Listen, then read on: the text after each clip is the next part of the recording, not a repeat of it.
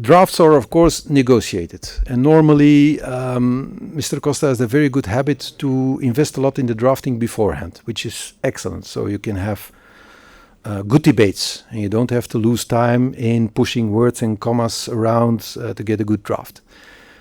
This time, paragraph 8 was more or less undrafted. There was a draft, but that was not negotiated beforehand. And Antonio also said this to the council.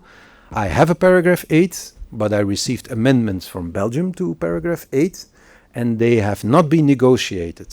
Most colleagues, I noticed, weren't even informed of the amendments that we put on the table. They literally didn't know them. I had some colleagues asking me the text, what are these amendments? And of course, these amendments are answers to the questions.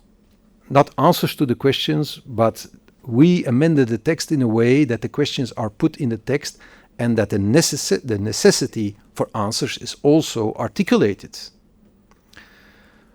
So at the end of the day, there were two choices. Either you take the amended text by our team, which says, okay, we want to move forward on the Russian money, but then these are the problems and they need answers. And before you come back, concrete answers need to be on the table for mutualization, the guarantees, everything was in there. The other option is, of course, to push the text back to the minimum, saying we have a problem and we want a solution. And that is what happened. At the end of the day, it was reduced to the bare minimum, saying Ukraine has a problem, we want to help them, the Commission needs to find solutions, and we need to talk about this. There were two options. Either you do full Monty, and every problem is covered, or you do the short Monty. That doesn't exist in English, that expression, but you know what I mean. The bare minimum, just describing the problem, and which means that it is postponed. And that probably next time we will have the debate again, hopefully then based on text about the legality, a proposition for the guarantees, and maybe with the engagement of non-Euro countries and Euro countries who have immobilized assets to join us. That would be brilliant if in a few weeks' time we are there.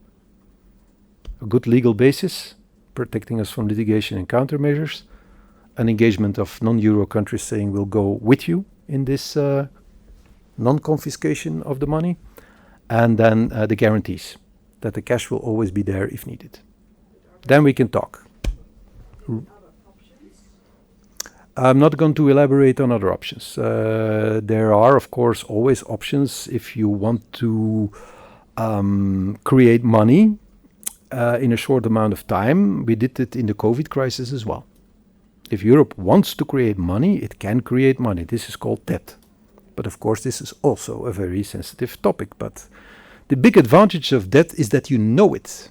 You know how much it is. You know how long you will bear it. You know exactly who's responsible for it. The disadvantage of the Russian money is that you have no idea how far the litigation will go, how long it will take, and what you will encounter in problems. So are there other options? Yes. But of course, some of these options demand unanimity around the table. And this could also be very problematic. We're going to the next. I'm coming to you, don't worry. Just patience. Patience. Yeah.